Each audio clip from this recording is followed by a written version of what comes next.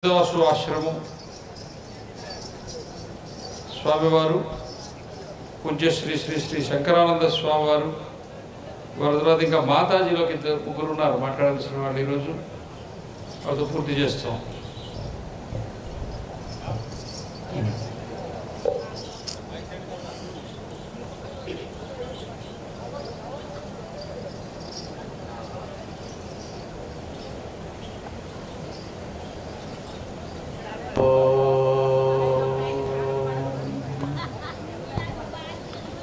ओम नमो ब्रह्मादिभ्यो ब्रह्म विद्या संप्रदाय कर्तृभ्यो वंश ऋषिभ्यो महद्भ्यो नमो गुरुभ्यः. सोहं भावमुपाश्रित्य अंशीभूतो गुरोत्तमः मलयालयतिर्नित्यं मनसे रमतां मम. या देवी सर्वभूतेषु बुद्धिरूपेण संस्थिता नमस्तस्यै नमस्तस्यै नमस्तस्यै नमो नमः. हरिः ओम तत्सत्. ओम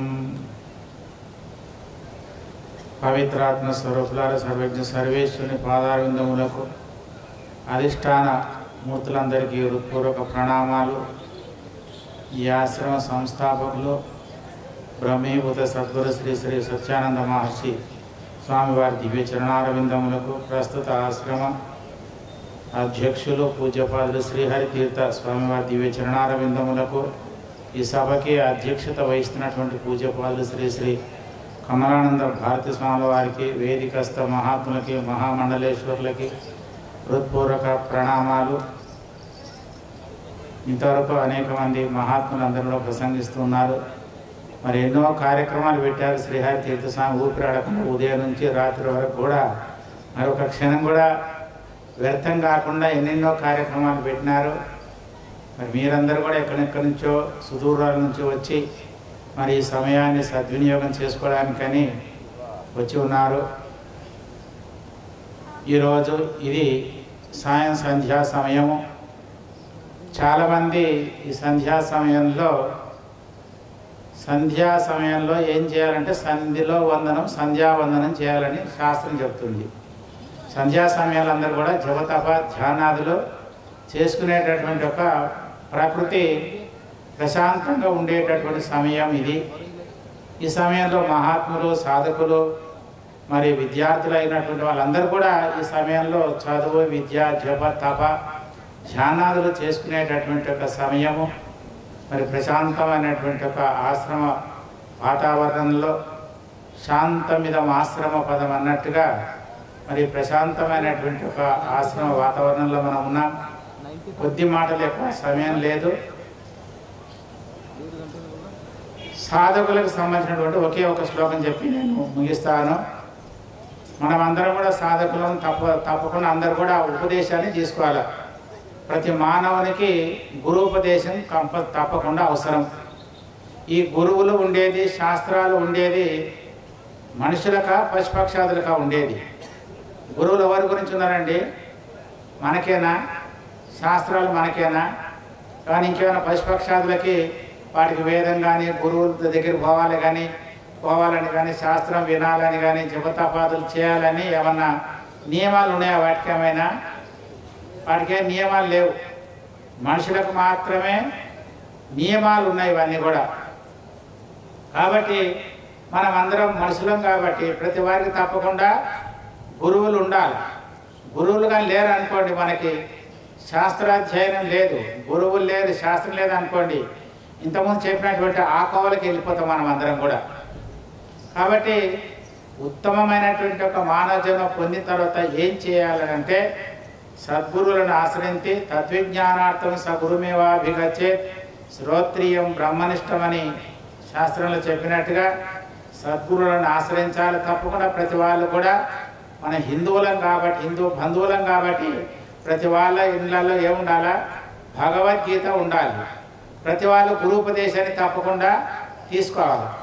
మరి భగవద్గీతలు ఎంతమంది ఇళ్ళల్లో ఉన్న చేతులు ఎత్తండి చూద్దాము. పర్వాలేదు, ఇక్కడ బాగానే ఉన్నారు మొత్తం మీద. మహర్షి స్వామివారి యొక్క శిష్యులు అనిపించుకున్నారు మీరందరూ కూడా. కాబట్టి అందరూ మరి భగవద్గీత చక్కగా మరి స్వామివారు ఎన్నో శ్రమపడి పెద్ద గ్రంథాన్ని రాశారు. నిజంగా ఆ గ్రంథానికి మరి దాన్ని చూసే విద్యాప్రకాశానంద స్వామివారు నా నకలు కొట్టిన అనుకుంటాను నేనైతే. మరి ముందుగా మరి అది గీతా ప్రెస్లో ఉండింది. దాని స్వామివారు ఎంతో శ్రద్ధ చేత ప్రశ్న సమాధానాలు కూడా చక్కగా వివరించారు. ఊరూరికి వెళ్ళి ఆ సందర్భంలో అప్పుడు ఇప్పట్లాగా మరి సాధన ప్రచార మాధ్యమాలు లేవు. అప్పుడు పోవడానికి కూడా కష్టమైనటువంటి సమయంలో మరి అంత పెద్ద భగవద్గీత భాష్యాలు రాసి మరి ఇంత ప్రచారం చేసినందుకు మరి వాళ్ళ శిష్యులమైనందుకు మనం కూడా గమనించుకొని మనం తప్పకుండా మరి ఉపదేశాలు తప్పకుండా తీసుకోవాలా. ఇవాళ పొద్దున్న ఎవరు అంటున్నారు, మైకులో చెప్పినారు, ఇంతకుముందు పూర్వకాలంలో ఉపదేశాలు అంటే ఎక్కడో 12 సంవత్సరాలు సేవ చేసి వాళ్ళ దగ్గర సేవాభావం పొందిన తర్వాత ఆ శిష్యుని తీసుకుపోయి ఎక్కడో చీకటి గదిలో ఎక్కడో తీసుకుపోయి ముసుకేసుకొని చెవులో చెప్పేవాళ్ళు అన్నమాట ఇంతకుముందు. ఇప్పుడు అట్లా ఏం లేదు. మా స్వామివారు పొద్దున ప్రకటన చేశాడు, ఉపదేశం కావాలనుకున్న వాళ్ళు పొద్దున మీరు అందరూ వచ్చి ఉపదేశం వినొచ్చు అని చెప్పినారు. అందరికి ఉపదేశం పొందొచ్చు, పబ్లిక్ అనమాట ఇదంతా కూడా ఇది. కాబట్టి అలాంటి దయామయుల దగ్గర ప్రతి మనిషి కూడా ఉపదేశం కూడా తీసుకోవాలా. గురు ఉపదేశం లేని వాళ్ళు గురు విద్య లేకపోతే గుడ్డి వాళ్ళతో సమానం అన్నారు. కాబట్టి ప్రతి వాళ్ళు కూడా గురు ఉపదేశం తీసుకోవాలా. తీసుకున్న తర్వాత సాధన చేయాలి. ముఖ్యంగా మనం ఉపదేశం తీసుకుంటారు, కానీ కొంతమంది ఉపదేశం తీసుకోగానే అంటారు, స్వామి ఈ మంత్రాన్ని ఎన్ని రోజులు జపం చేయాలి స్వామి అంటారు.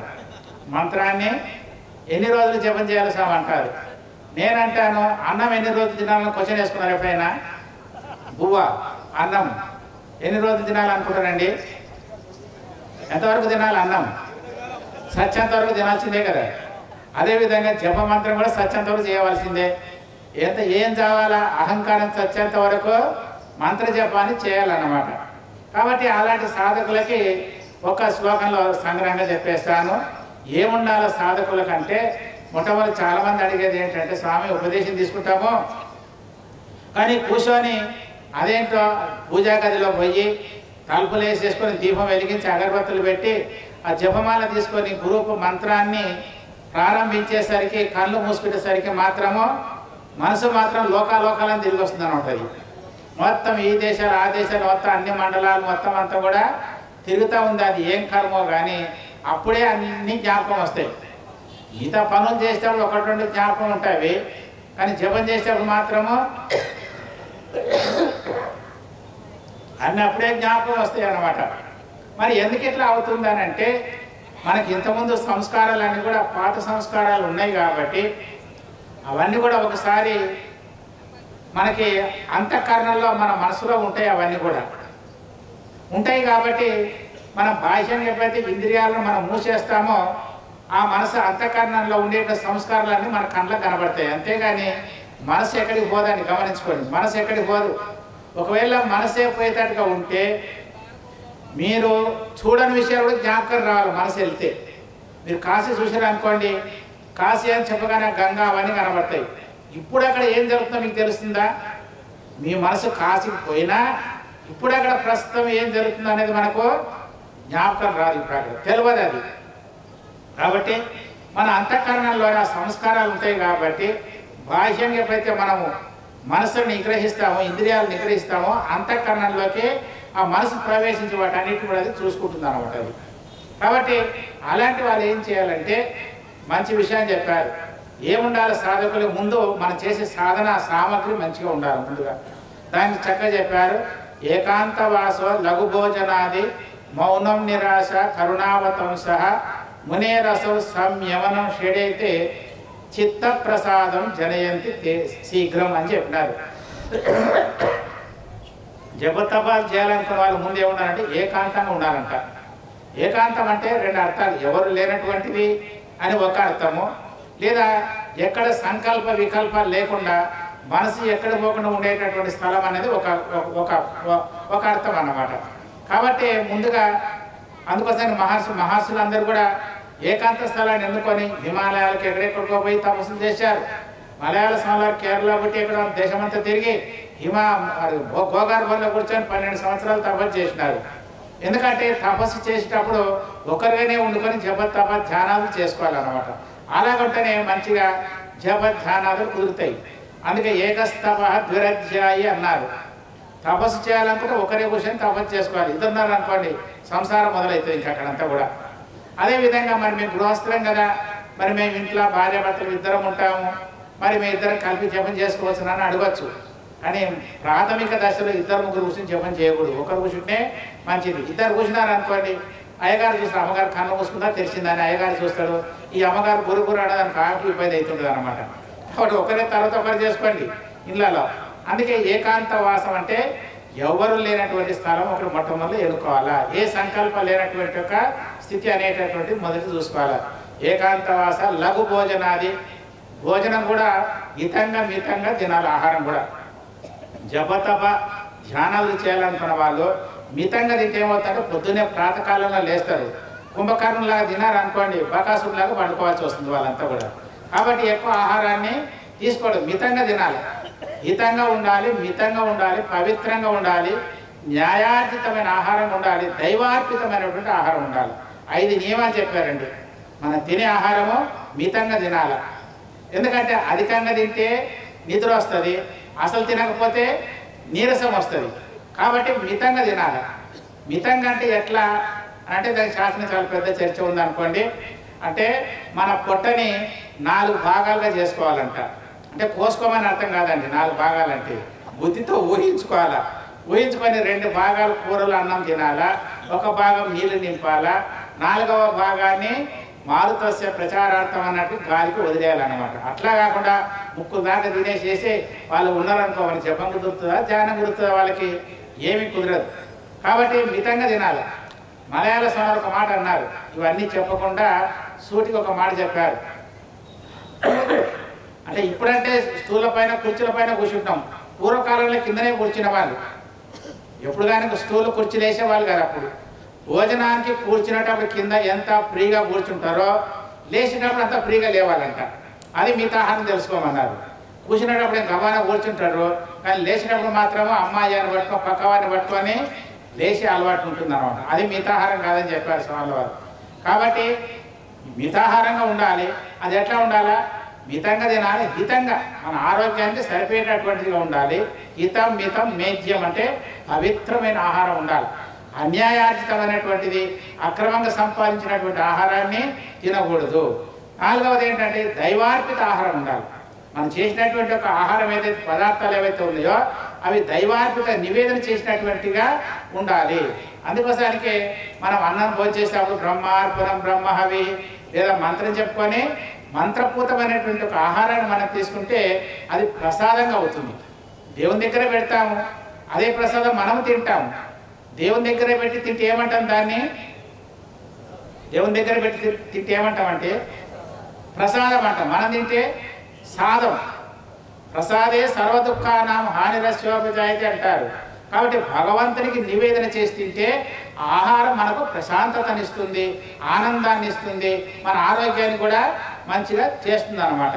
కాబట్టి దైవార్పిత ఆహారం ఉండాలా, న్యాయార్జిత ఆహారం ఉండాలి, హితంగా తినాలి, మితంగా తినాలా, మేధ్యం అంటే పవిత్రమైనటువంటి ఆహారాన్ని అలవర్చుకోవాలా. కాబట్టి ఏకాంతవాస లఘు భోజనాది మౌనం. 3వది ఏంటంటే మౌనం పాటించాలి. ఎప్పుడైనా ఇష్టం ఉంటే వాగకూడదు అనమాట. వాగింద్రియాన్ని కంట్రోల్లో పెట్టుకోవాలన్నమాట. అన్ని ఇంద్రియాల కన్నా కూడా ప్రమాదకరమైనది ఏంటంటే వాగింద్రియం అంటే నోరు అన్నమాట. నోరు చాలా ప్రమాదకరమైనటువంటిది. ఒక ఆయన అడిగాడు, భగవంతుని అడిగాడంట, అయ్యా బ్రహ్మదేవుడా అన్ని డబల్ పెట్టావు, నోరు మాత్రం సింగిల్ పెట్టావని అడిగాడు. ఎందుకని? 2 చేతులు ఉన్నాయి, 2 చెవులు ఉన్నాయి, 2 ముక్కులు ఉన్నాయి, 2 కాళ్ళు ఉన్నాయి, కానీ అన్ని డబల్ పెట్టి నోరు మాత్రం సింగిల్ ఎందుకు పెట్టామని అడిగినట్టు ఆయన. ఆయన అన్నాడు, ఒరే నాయన నోరు ఒకటే, దానికి డబల్ వర్క్. దానికి నోరే ఒకటే, కానీ దాన్ని చేసే పని మాత్రము డబల్ వర్క్. ఏం డబల్ వర్క్ చేస్తుందండి? అది తినడం తిట్టడం అన్నమాట. తినడం బాగా తను తిట్టడం మొదలుపెట్టాను అనమాట. కానీ తిట్టడం నేర్పించినాము, కానీ దానికి మంత్రాలు అనడం కానీ, ఒక జపం చేయడం కానీ, లేదా పుస్తకాలు చదవడం కానీ, భగవద్గీత సద్గ్రంథాలు చదవడం అనేటటువంటిది దాన్ని నేర్పిస్తే అది మనకి వశం అవుతుందన్నమాట. కాబట్టి మనం ఏం చేయాలా? జితే రతే అన్నారు. నోరుని చేయిస్తే, నాలుకను చేయిస్తే నరకను చేయించవచ్చు అంట. కాబట్టి నాలుకను మనం కంట్రోల్లో పెట్టుకోవాలంటే ఏం చేయాలా? మౌనం పెట్టుకోవాలి. రోజు కనీసం ఒక 3 గంటలైనా ఒక గంట సేపు అయినా సరే మౌనం పెట్టుకొని హాయిగా జపతప ధ్యానం చేసుకోవాలన్నమాట. మౌనం నిరాశ. నాలుగోదంటే నిరాశ, అంటే ఆశలు కోరికలు పెంచుకోకూడదు అన్నమాట. ఇందాక సార్ చెప్పారు కదా, ఒకే తాళం ఇటు తిప్పితే తాళం పడుతుంది, ఇటు తిప్పితే వదిలేస్తుంది. కోరికలు పెంచుకుంటూ పోతే ఆశలు పెరిగిపోతే అశాంతి పెరిగిపోతుంది. కాబట్టి నిరాశ, మౌనం నిరాశ. కరుణావతంస, జీవుల యందు కరుణ కలిగి ఉండాలి, దయా కలిగి ఉండాలి. మలయాళ స్వామి అన్నారు, దయగల హృదయమే భగవన్ నిలయం అని సూక్తి రాసి పెట్టారు మలయాళ స్వామి. మనకన్నా కష్టాలు పడే వాళ్ళని చూసి దయాదాక్షిణ్యం కలిగి ఉండాలి. లాస్ట్గా ఒక మాట చెప్పారు, సంయమనం అంటే ఇంద్రియ నిగ్రహం అనేటటువంటిది. ముఖ్యంగా మనం సాధకులైనటువంటి వాళ్ళు అన్ని ఇంద్రియాలను కూడా నిగ్రహించుకొని పెట్టుకోవాలి. ఏ ఒక్క ఇంద్రియానికి లోబడిపోతే జీవితం అంతా కూడా స్మాష్ అయిపోతుంది. కాబట్టి సంయమనం అంటే జపతపం చేయాలనుకున్న వాడు ముందు ఏంటంటే శరీరాన్ని కంట్రోల్లో పెట్టుకోవాలి. కనీసం ఒక ఆసనం పైన మనకు ఆసన సిద్ధి కలగాలంటే ఒక ఆసనం పైన 3 గంటల సేపు కూర్చోగలిగితే ఆసన సిద్ధి అన్నారు. ఆసన సిద్ధి కలిగితే మనోసిద్ధి కలుగుతుంది. ముందు మనకు ఆసన సిద్ధే ఉండదు. 10 నిమిషాలు కూర్చుంటామో లేమో దశావతారాలు ఎత్తేస్తాం మనం అంతా కూడా. వాడికి ఆసన సిద్ధి ఏం కలుగుతుంది? ఆసన సిద్ధి లేదు, మనో నిగ్రహం అంతకన్నా ఉండదు. కాబట్టి మౌనం నిరాశ కరుణావతంస. లాస్ట్కి చెప్పింది ఏంటంటే సంయమనం, ఇంద్రియ నిగ్రహం అనేటటువంటిది తప్పకుండా అలవర్చుకోవాలా. అన్ని దశేంద్రియాన్ని ఎవరైతే కంట్రోల్లో పెట్టుకుంటారో వాళ్ళకే జపము తపము ధ్యానం అనేటటువంటి కుదురుతాయి. కాబట్టి ఈ 7 ఎవరైతే స్వాధీనం పెట్టుకుంటారో వాళ్ళకి చిత్త ప్రసాదం జనయంతి శీఘ్రం. చిత్త ప్రసాదనం అనేటటువంటిది జరుగుతుందని చెప్పి శాస్త్రం చెప్పింది. కాబట్టి మనమందరం కూడా వాటిని అలవర్చుకొని భగవత్కృపకి పాత్రలం అవుదాం గాక. హరి ఓం తత్సత్. స్వస్తి.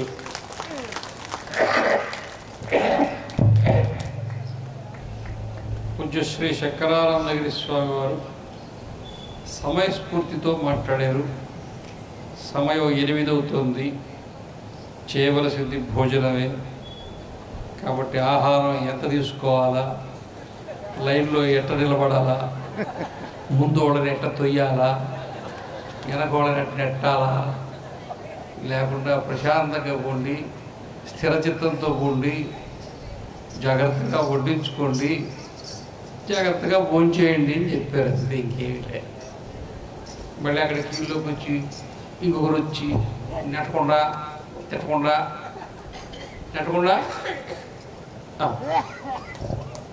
దగ్గరకు వచ్చేసాం. ఇక మాతాజీలందరిది నేను పెట్టేశాం. అఖండానందగిరి శ్రీ శ్రీ శ్రీ అఖండానందగిరి స్వామివారు వ్యాసాశ్రమం ఏర్పేడు వారు ఒక 15 నిమిషాల పాటు సందేశం ఇస్తారు. అక్కడితో ఈ కాలాంశం పూర్తవుతుంది. భోజనాలు చేసేవాళ్ళు చేయొచ్చు, భజన చూసేవాళ్ళు చూడవచ్చు. భోజనం చేసేవాళ్ళు మళ్ళీ ఇక్కడికి వస్తారు. వాడు ఇక్కడికి వచ్చిన తర్వాత మీరు అక్కడికి పోవచ్చు. అక్కడ ఒత్తిడి లేకుండా, ఇక్కడ తొక్కిడి లేకుండా పంచుకొని భజనము భోజనము మొత్తం జనమే జనం. ఇది మాత్రం బాగా అర్థమైంది.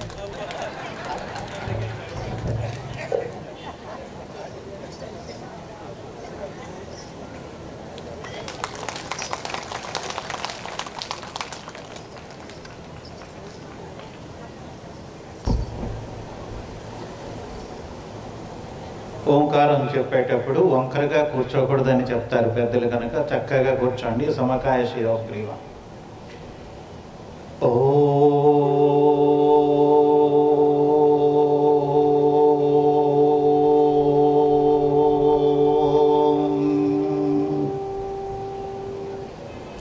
శ్రీ గురుభ్యో నమః. సదాశివం సదా వందే దక్షిణామూర్తిరూపిణం శంకరాచార్యమద్వైతబోధకం చ ఆత్మతుష్టయే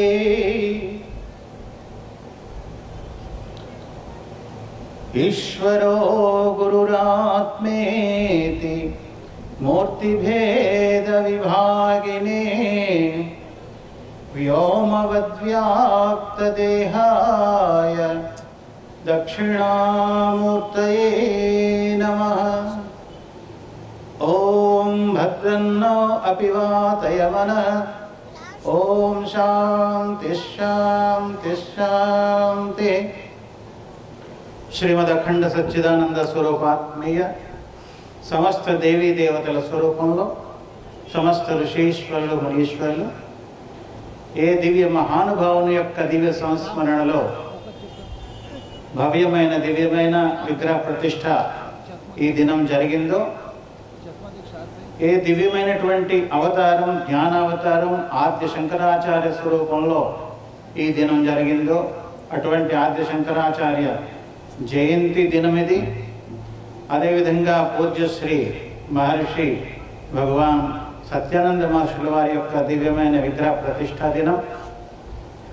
వారిని సంస్మరించుకుంటూ వారి తరువాత ఈ ఆశ్రమానికి అధిపతులుగా ఉన్నటువంటి బ్రహ్మానంద స్వాముల వారు, అదేవిధంగా ప్రస్తుత పీఠాధిపతులు శ్రీహరితీర్థ స్వాముల వారు, అదేవిధంగా వారికి సహాయ సంపత్తులు అందిస్తూ వారి గురుభ్రాతులైనటువంటి పురుషోత్తమ గారు కానీ ఇంకా చాలామంది, ఈ సభకు అధ్యక్షులైన కమలేశానంద భారతీ స్వామి వారు, అనేక మంది हरिद्वार से आए हुए महामंडलेश्वर भगवान और भी हमारे बगल में बैठे हुए विराजमान सभी संतों के चरणों में।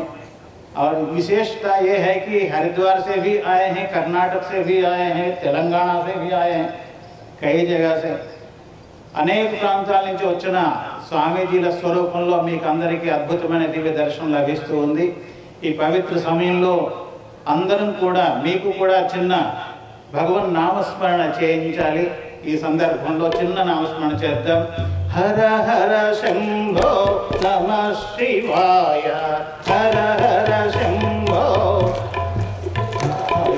హర హర శంభో నమః శివాయ. ఎవరికెవరికి చేతులు ఉన్నాయో వాళ్ళందరూ చేతులు ఎత్తండి. వేదాంతం ఎందరికి పడుతుందో తెలియదు, కనీసం ఇది మాత్రం పడుతుంది కదా. హర హర శంభో నమః శివాయ, హర హర శంభో నమః శివాయ, శివ శివ శంకర నమః శివాయ, శివ శివ శంకర నమః శివాయ.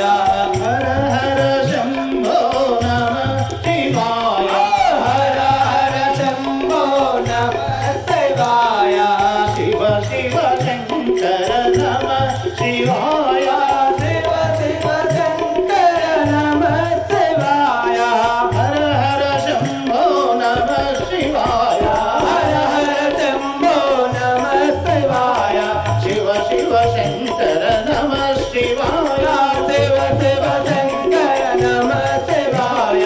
హర హర శంభో నమః శివాయ, హర హర శంభో నమః శివాయ, శివ శివ శంకర నమః శివాయ, శివ శివ శంకర నమః శివాయ.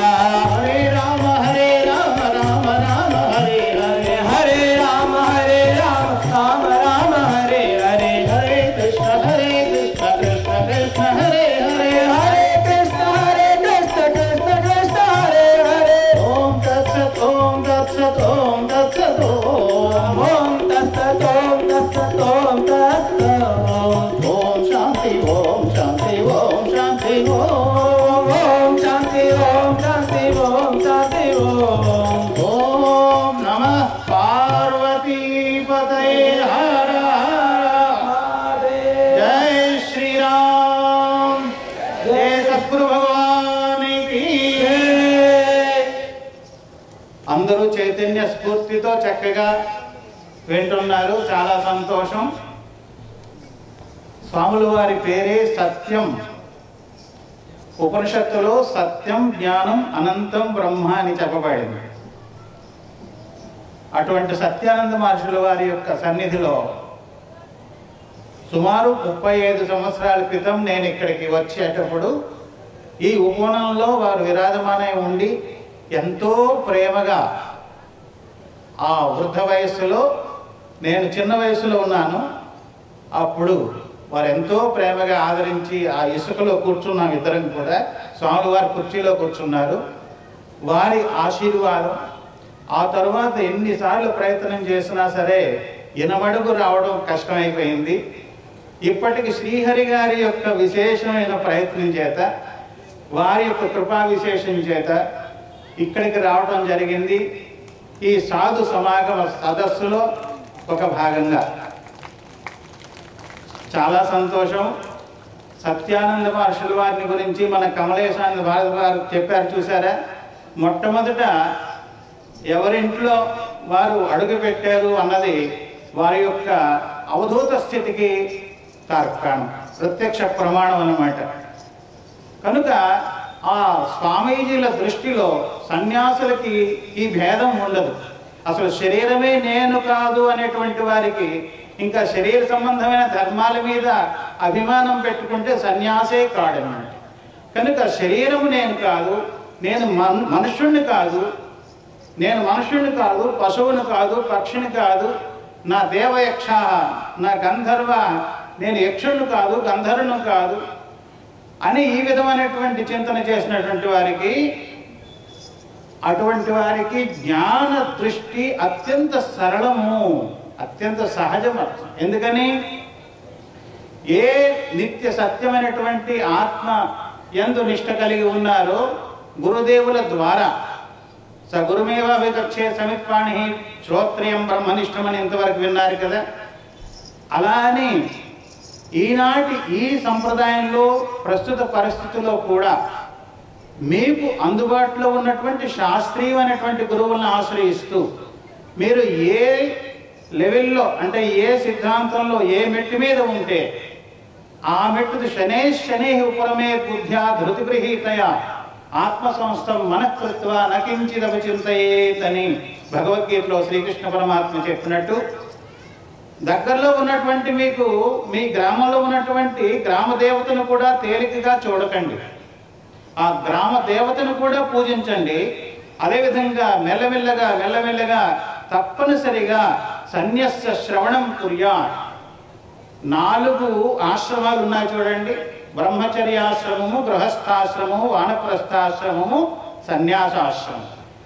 ఎలిమెంటరీ స్కూల్ అంటారు కదా, ప్రాథమిక విద్య పాఠశాల, రెండవది ఉచ్చ మాధ్యమిక పాఠశాల, ఆ తరువాత కాలేజ్ అంటారు కదా, కళాశాల, ఆ తరువాత యూనివర్సిటీ అంటారు కదా.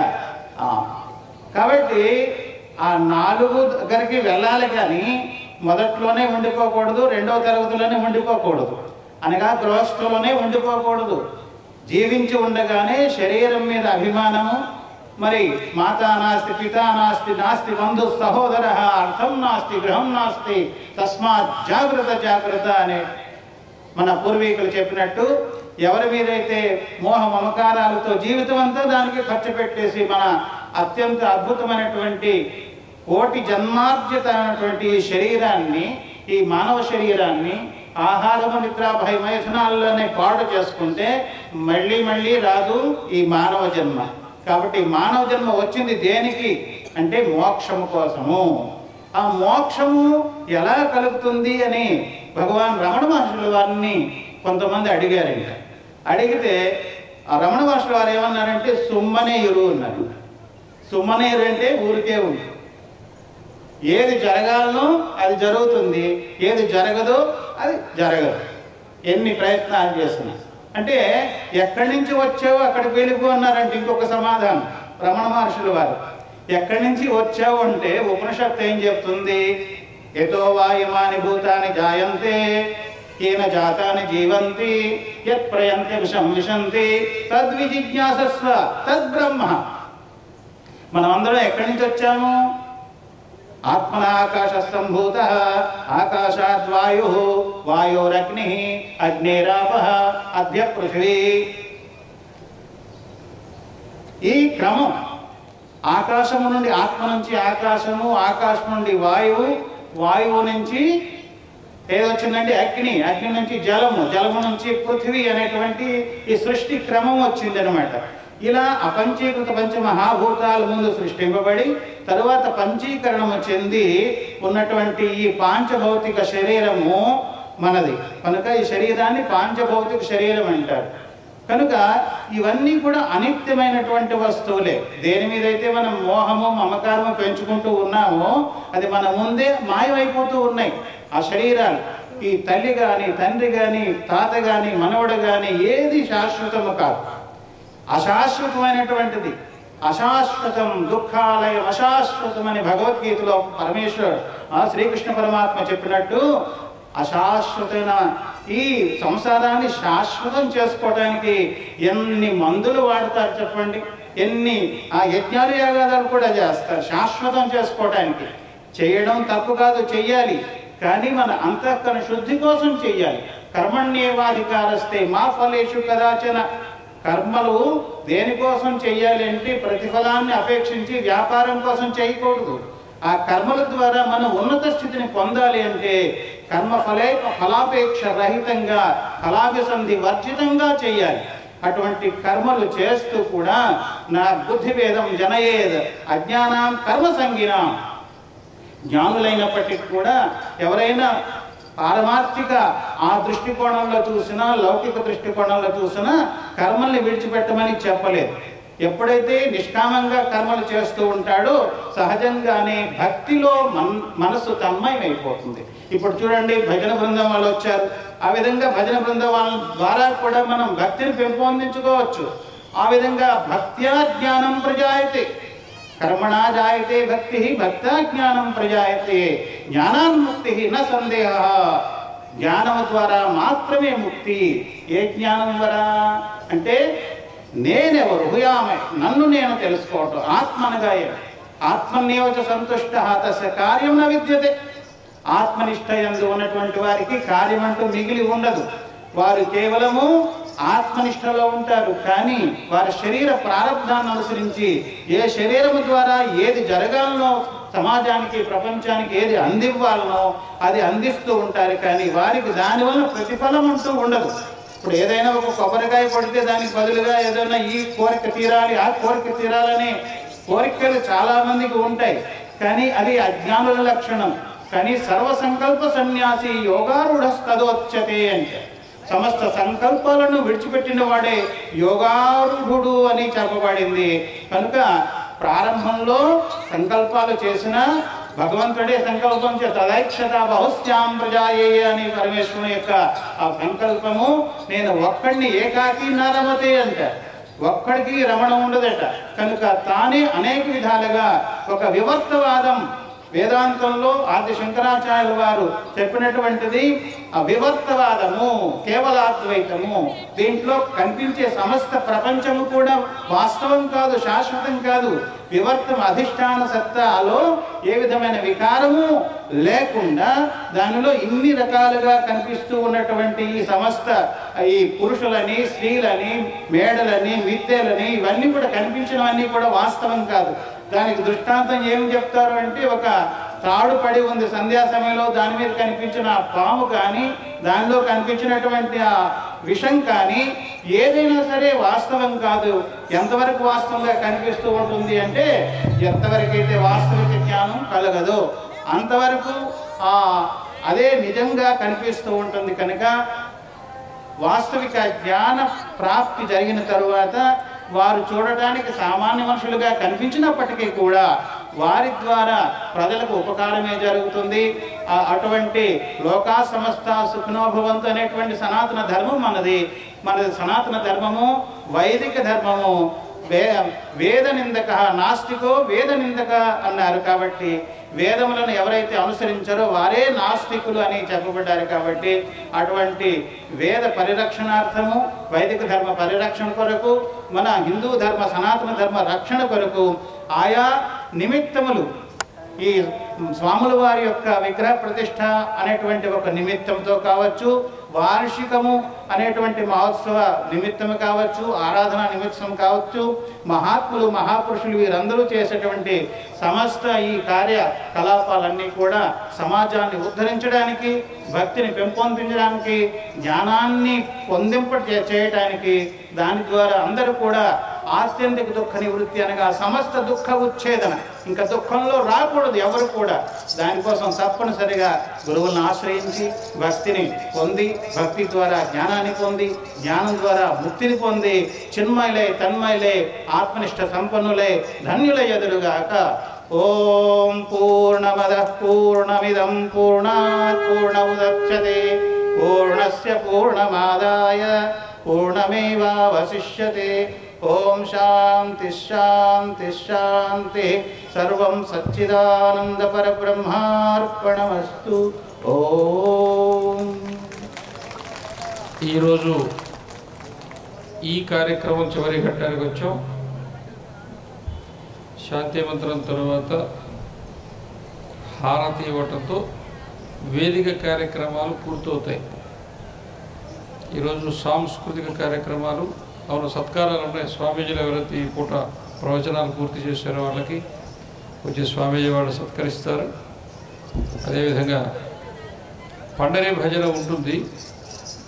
అందరూ ఒకేసారి భోజనానికి పోకుండా, అక్కడ ఒత్తిడి లేకుండా వెళ్ళేవాళ్ళు వెళ్ళండి, ఉండేవాళ్ళు ఉండండి, అందరూ చూడడం కొరకు కార్యక్రమం ఏర్పాటు చేయబడింది.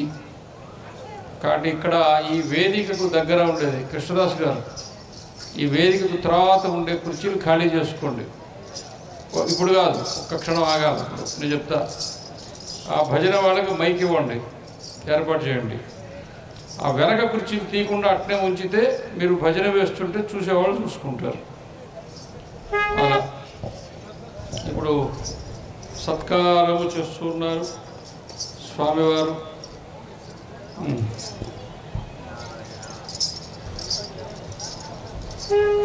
శ్రీ నిత్యానంద భారతీ స్వామి వారు బళ్ళారి వారికి సత్కరించారు.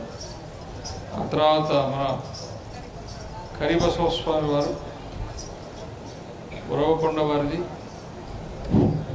స్వామివారిని సత్కరిస్తూ ఉన్నారు. హరితీర్థ స్వామి వారిని ఉభయలు సత్కరిస్తున్నారు. అది మంచిదే. ఇంత పెద్ద ఆశ్రమాన్ని నడుపుతూ ఉన్నారు. నేనేమో ఉదయం ఈ ఆశ్రమాన్ని ఇక్కడుండే స్వామీజీని అట్లా నడిపోయిరా అని చెప్పా. ఇది సత్యానందాశ్రమం విశేషం ఏంటంటే, నేను మొన్న చింతకుంటకి వెళ్ళా. అక్కడ శోభాయాత్ర జరుగుతుంటే మాకు ముందు జనరేటర్ దగ్గర అయ్యి దాని వాసన భరించలేక నేను దిగేశా. పొగ, డీజిలు. పక్కన ఎవరిదో ఒక భవనం ఉంటే ఆ ఇంట్లోకి వినా. ఆ ఇంట్లో సత్యానంద భారతీ స్వామి వారి ఫోటో ఉంది. వాళ్ళు కూడా శిష్యులే. అయితే వాళ్ళ ఇంట్లో వాళ్ళు మాట్లాడుతూ రెడ్డి గారు ఏం చెప్పారంటే, మాది ఏముందండి, అంతా మా గురువు గారి కృప, ఆయన ఆశీర్వదిస్తే మేము ఈరోజు ఇట్లా ఉన్నామని చెప్పారు. అలా స్వామివారిని ఎవరెవరైతే సేవించుకున్నారో వాళ్ళందరూ ఆర్థికంగా బాగా స్థిరపడి ఎదిగిన తరువాత ఈ మొత్తము, అంటే నేను సత్యానందాశ్రమానికి సంబంధించిన భక్తుల కొరకు ఈ విషయం చెప్పట్లేదు, బయట సమాజానికి చెప్తున్నాను. ఇదిగో ఈ భవనాలు నిర్మాణం చేసిన, అధిష్టానం నిర్మాణం చేసిన స్వామివారి ఆధ్యాత్మిక సంపద అయినటువంటి సంతానమైనటువంటి ఆయన భక్తులు, శిష్యులు వాళ్ళందరూ కలిసి నిర్మాణం చేసుకున్నారు. ఇది అందువల్ల సత్యానంద భారతీ స్వామివారు, ఇంకా ఈ శ్రీహరితీర్థ స్వామివారు, పురుషోత్తమ స్వామివారు ఇక్కడికి ఎలా వచ్చారు, ఏ విషయం రేపు ఉదయం చెప్తా. పొద్దున పూట అయితే అందరూ ఉంటారు. అందరికీ చెప్తున్నాను చూడండి. ఎన్ని 3, 5, 5, 10 పైన ఒక 5 కూలర్లు పెట్టారు. ఎండ వేడి సెగ తగలకుండా ఉండాలని 1000 రూపాయలు పెట్టి, మనం ఇచ్చిన డబ్బులే మీరే ఇచ్చారు కానీ అది పెట్టారు. కూలర్లు చల్లగా కూర్చుంటారని అవన్నీ ఈడబెట్టి ఆడ చెట్ల కింద పోయి కూర్చో ఉన్నారు. ఎవరు పాటి వాళ్ళు పేరంటాలు పెట్టుకున్నారు. ఇచ్చినమ్మ వాయనం పుచ్చుకుంటే వాయనం, ఇచ్చినమ్మ వాయనం పుచ్చుకుంటే వాయనం ఆడ కూర్చొని ఉన్నారు. ఈడేమో కరెంటు కాలుతున్నది, చల్లంగా కాలుతున్నది. అబ్బా, సమయానికి ఒకసారి వస్తాడు పెరుగు. అందువల్ల మన శర్మగా హారతి ఇస్తారు, అక్కడి నుంచి ఇచ్చేస్తారు. శాంతి మంత్రం చెప్పాలిగా.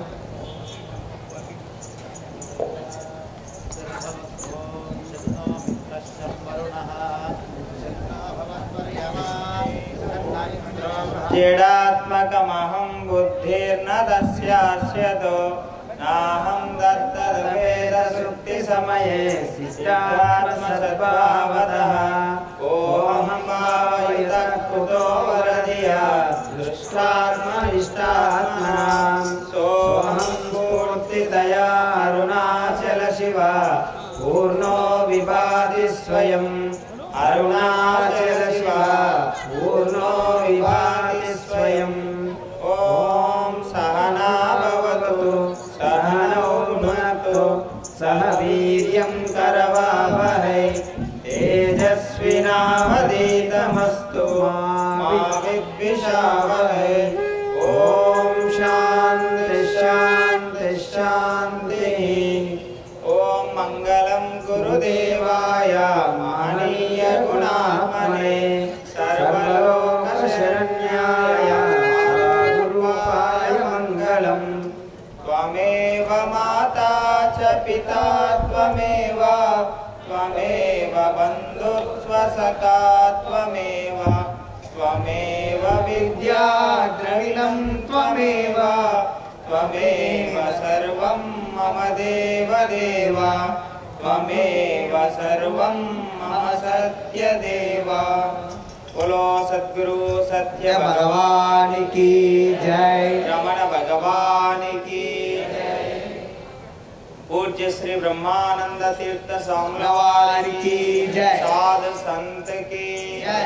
सनातन धर्म की जय।